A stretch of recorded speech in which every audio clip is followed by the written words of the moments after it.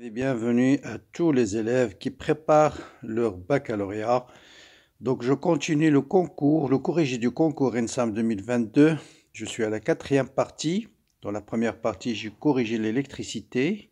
Deuxième partie, j'ai continué le corrigé de l'électricité. Troisième partie, j'ai corrigé les questions sur les ondes et nucléaires. Et cette partie, je vais corriger la première partie sur la mécanique. Donc c'est en même temps des exercices intéressants pour préparer le bac et en même temps pour préparer le concours. Bien. Donc comme je disais dans la dernière vidéo, donc les concours de l'ENSAM en particulier, c'est la partie mécanique en général qui est un peu difficile. Mais je répète, n'oubliez pas que c'est un concours, donc on ne vous demande pas d'avoir 16 ou 17, vous pouvez avoir 5 et valider le concours, tout dépend des résultats des autres. Donc voilà l'exercice, donc vous avez, on suppose G égale à 10, on écrit seulement le résultat final sur la fiche de réponse. Là, on ne vous demande pas la méthode, donc il faut être, si vous avez des méthodes rapides, il faut les utiliser. Donc on vous corrige juste le résultat final. Donc voilà une bille métallique représentée sur la figure suivante. Voilà une bille métallique qui va avoir un mouvement au départ linéaire, ensuite circulaire et à la fin parabolique. Donc vous avez les trois types de mouvements, linéaire, circulaire et parabolique. Bien. La portion AB rectiligne, BC circulaire de rayon R et CD parabolique. Donc placé au point D, la bille est ensuite transférée vers son milieu. Une fois qu'il arrive au point D, il est ensuite transféré par ce système vers sa destination. Donc la position géométrique du point D est définie dans le repère AX, AY. Voilà AX, voilà AY. Par les données suivantes. L, donc voilà la distance L. Distance L, petit d et R. Ok. Donc en fait, c'est mal exprimé parce que L, en fait, c'est la distance AB. Donc, d'après le schéma, L, c'est la distance AB. D'accord? Donc, petit d, c'est la distance entre le centre B et grand D. Voilà la distance petit d. Et puis, petit d, on vous donne petit d égale à 2 fois le rayon. Voilà le plus important. Très bien. L'étude sera abordée en deux parties en tenant compte au nom du frottement. Donc, dans une première partie, on va faire l'étude sans frottement. Dans la deuxième partie, on va faire la même étude, mais avec frottement. Voilà les questions. Donc, je vais répondre d'abord à ces de 31 jusqu'à là où il n'y a pas de frottement, 31 jusqu'à 37. Voilà les questions. Déterminer V de C en fonction de V0, G et R. Quelle est la vitesse nécessaire pour que la bille arrive au point D? La vitesse V0 permettant à la bille d'arriver au point D. Calculer le temps mis par la bille sur le segment AB et le segment CD. Bon, d'abord cette partie-là.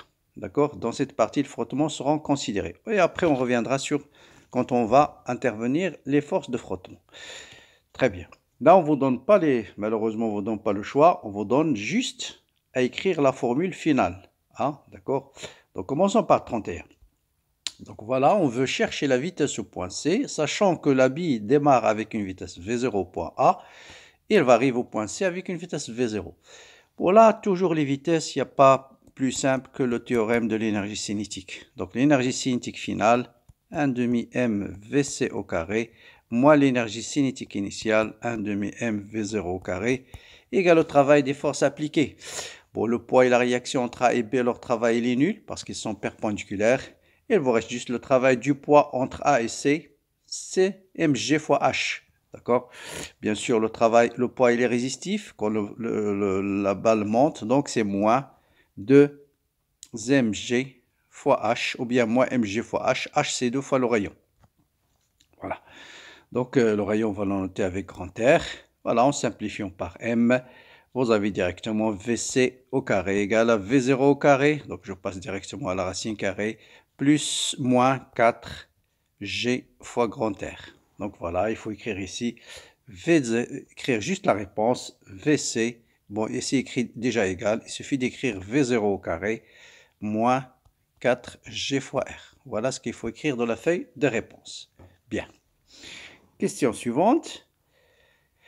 Quelle est la valeur de la vitesse v de c nécessaire pour que la bille se positionne au point D? Donc là, arrivé au point C avec cette vitesse v de c qu'on a calculée, quelle est la valeur de v de c pour que, vous voyez bien arrivé ici, il va faire un mouvement de chute parabolique, quelle est sa vitesse pour qu'il arrive au point D? Donc là, on est dans le cas d'un mouvement parabolique. Donc normalement, il faut faire les équations rapides dans le brouillon et faire l'étude dans le repère Cx', d'accord, avec une vitesse V0 égale à V de C. Donc vous voyez bien que ici, vous prenez un point quelconque, voilà le poids. Donc vous projetez la deuxième loi de Newton, donc A est égal à G. Et on va la projeter sur Cx' et sur Cy'. Bon, Cx', la projection du poids égale à 0, donc AX égale à 0. Sur Cy', AY, c'est égal à plus G. Donc Vx, c'est V0. Et Vy, c'est G fois T, plus V0Y, c'est 0. Et enfin, X, c'est V0 fois T, c'est un mouvement uniforme. Y, c'est 1 demi G T carré. Voilà les équations de base sur cette chute parabolique. Bien, on va déterminer l'équation de la trajectoire. D'accord? Donc, si Y, équation de la trajectoire, si Y est égal à 1 demi G X au carré sur V de C au carré. Pour que la bille passe par le point D, quelles sont les coordonnées de D dans ce repère-là? Donc, vous voyez bien que XD, c'est 2R. D'accord? 2 fois R. Et quel est YD? YD, sa projection, c'est R. Donc, les coordonnées de D, c'est R et 2R.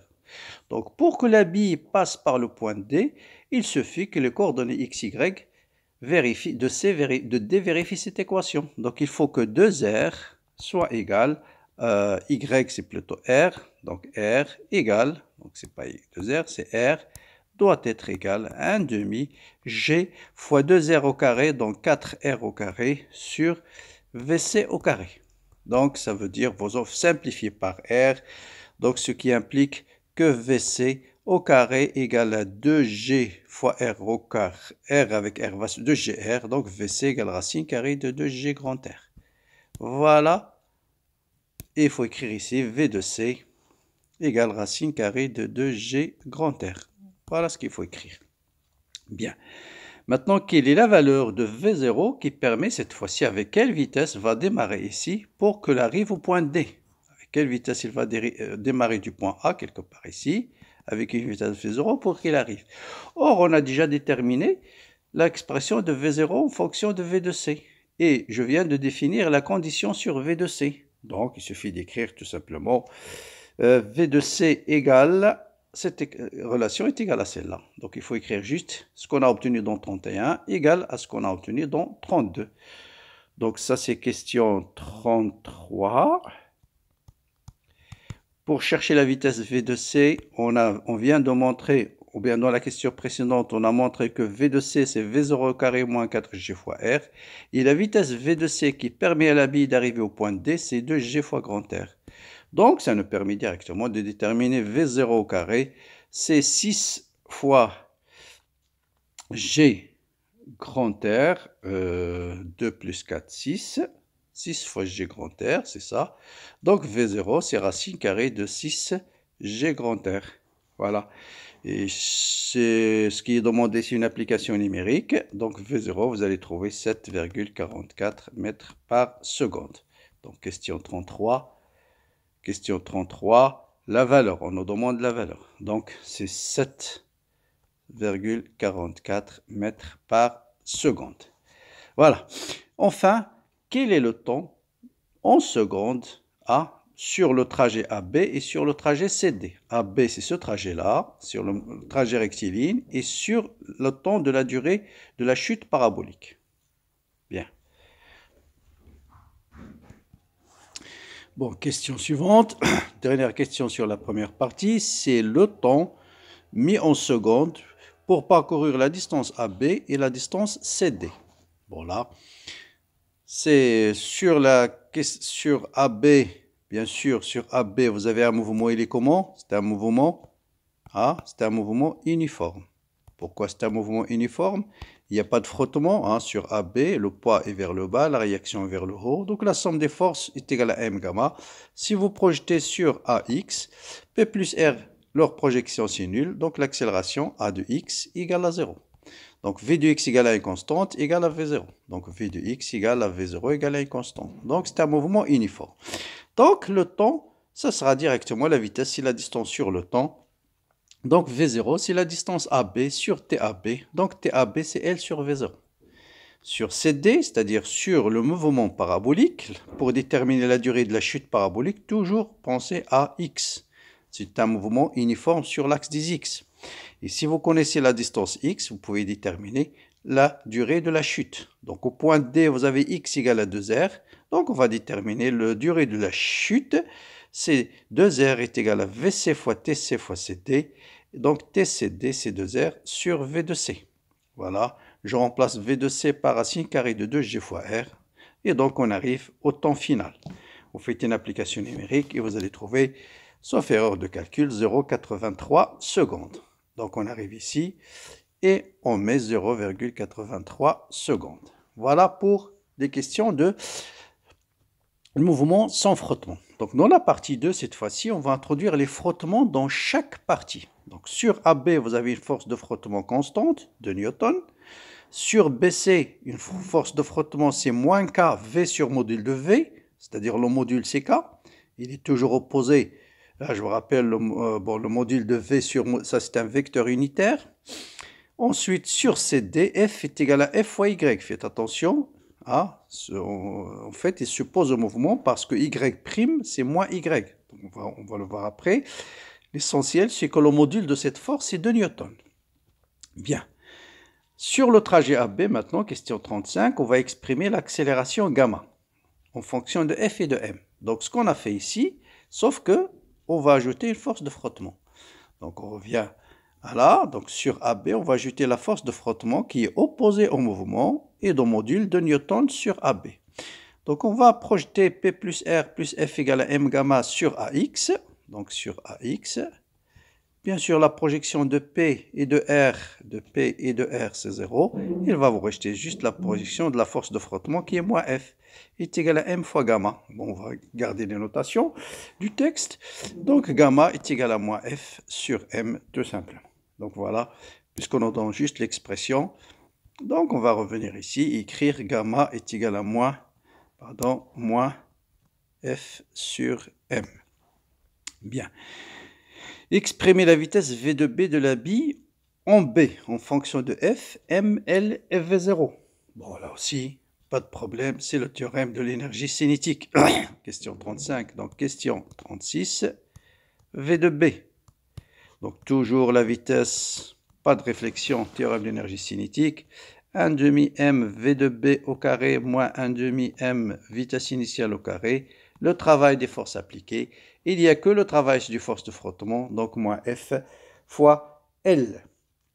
Donc, directement, V de B au carré est égal à V0 au carré moins 2 F sur M fois la distance AB qui est L.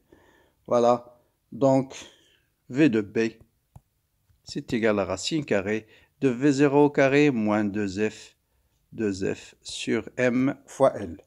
Voilà la question V de B.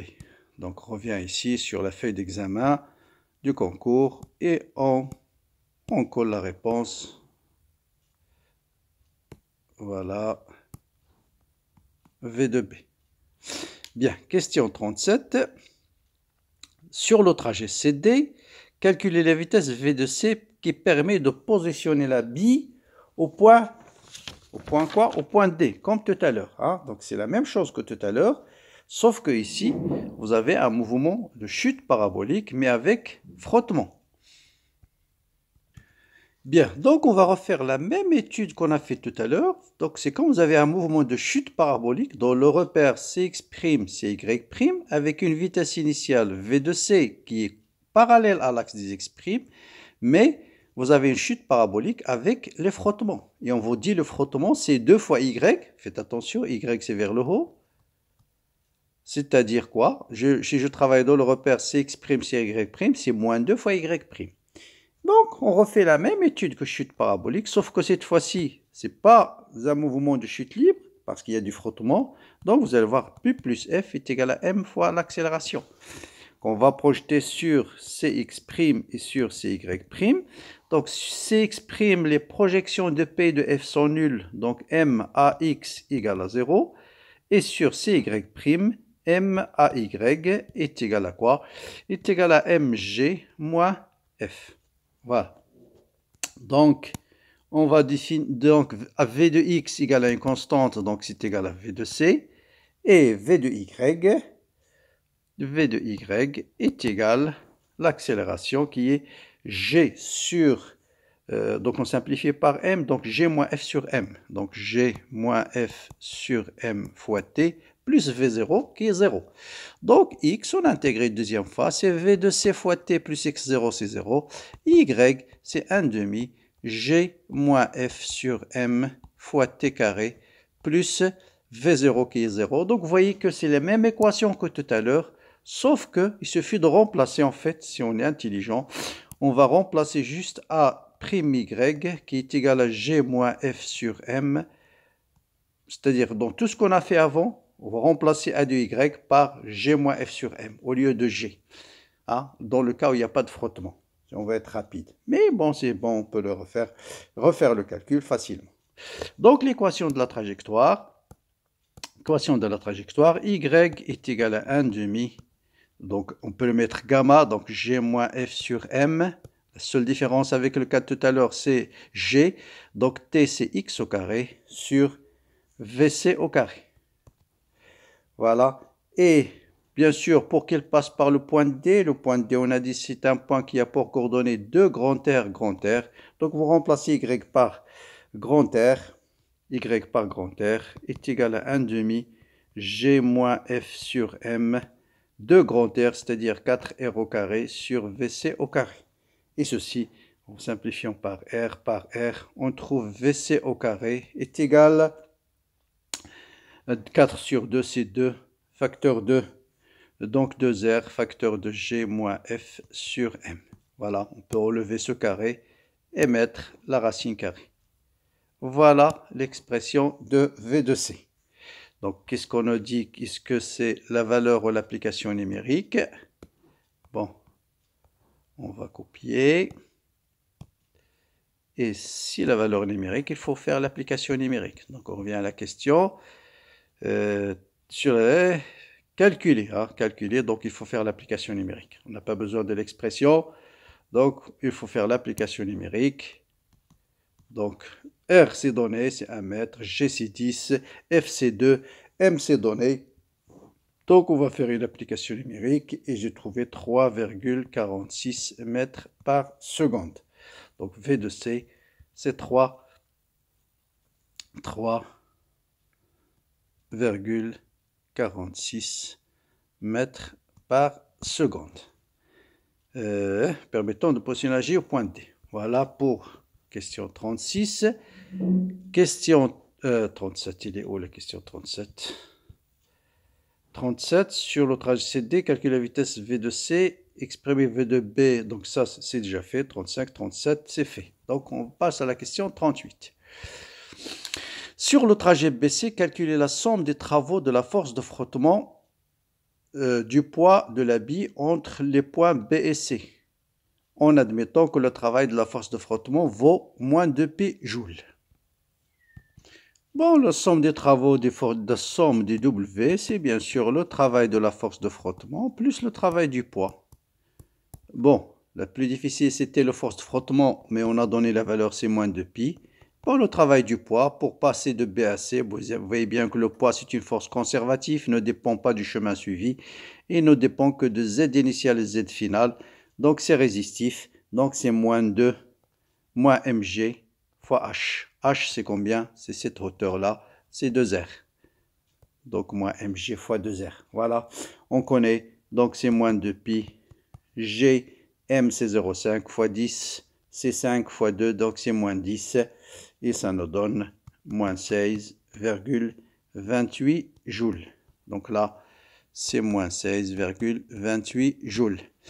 Question 39. Calculer la vitesse V0 permettant de positionner la bille au point D. Bon, maintenant, rappelez-vous, hein, on a envoyé la bille avec une vitesse V0. Il arrive ici avec une vitesse V de C. Et pour arriver au point D. Il faut avoir un peu la chronologie des questions qu'on a déjà démontrées. On a déjà déterminé la vitesse de V de C pour que la bille arrive au point D.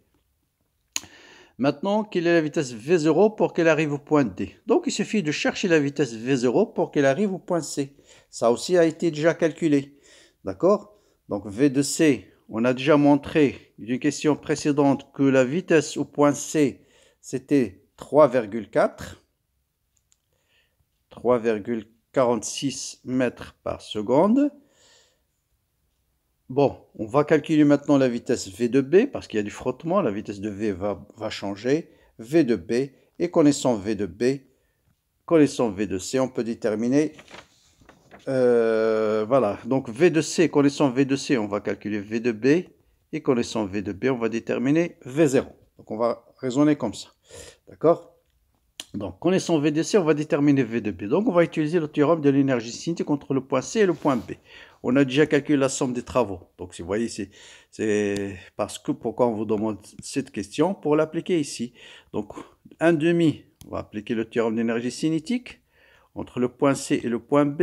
1/2 mVC au carré moins 1/2 mVB au carré est égal au travail des forces extérieures qui est moins 16,28. Voilà. Donc, je peux déterminer directement V de B. Donc, V de B, parce qu'on connaît V de C, on connaît M. Donc, je vous donne directement la réponse, si je l'ai calculé. V de B. V de B, j'ai pas fait. Bon, sinon, après, on peut déterminer V de B. Après, ce qu'il faut faire, c'est, une fois que vous avez V de B, V de C moins V de D. En fait, V de B, on l'a déjà. On a déjà exprimé V de B en fonction de V0. Donc, on va remplacer dans l'expression de V de C moins V de B au carré, V de B par sa valeur. D'accord? Donc, on va remplacer V de B par sa valeur dans cette expression-là. Dans cette expression-là, il est où? Voilà, dans cette expression-là, je laisse W, je laisse l'application numérique à la fin, W, et je remplace V de B par sa valeur, d'accord? Qu'on a déjà démontré. Et donc, on va trouver que V de D au carré, V de C au carré, donc 1/2 M V de C au carré, 1/2 M, c'est 1/2, pas 1/2, pardon, 1/2 M V de C au carré, moins 1/2 M VB au carré, et VB au carré, c'était V0 au carré, moins 2L fois F sur M, égale à W. Voilà. Et donc, on va déterminer V0. La question cherchée, c'est V0. Donc, V0 au carré, c'est V de C au carré, plus 2L fois F sur M, moins 2W sur M. Et donc, V0, c'est racine carrée de VC au carré, plus 2L fois F sur M, moins 2W sur M. On connaît tout. Tout, vous avez l'application numérique de tout, les grandeurs qui apparaissent dans cette expression. Vous allez faire une application numérique, vous allez trouver 10,05 mètres par seconde. Donc, on va trouver ici, question 39, 10,05 mètres par seconde. Bien. Question 40, d'accord, 40, on nous dit, si le temps mis par la bille entre A et B fait 25% du temps total, calculez le temps total. Donc, il suffit de calculer le temps que va mettre la bille entre A et B. Après, on va multiplier par, donc, temps 40, question 40, entre A et B.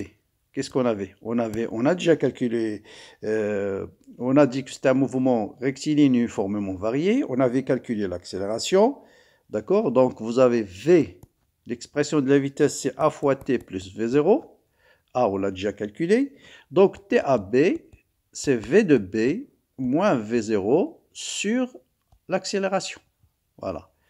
Je connais V de B avec A, bien sûr, c'est moins F sur M. Et V de B, on l'a utilisé plusieurs fois, c'est racine carrée de V0 au carré moins 2L fois F sur M. Voilà. Donc, je connais A, je connais V de B, je connais V0, hein, on vient de le calculer.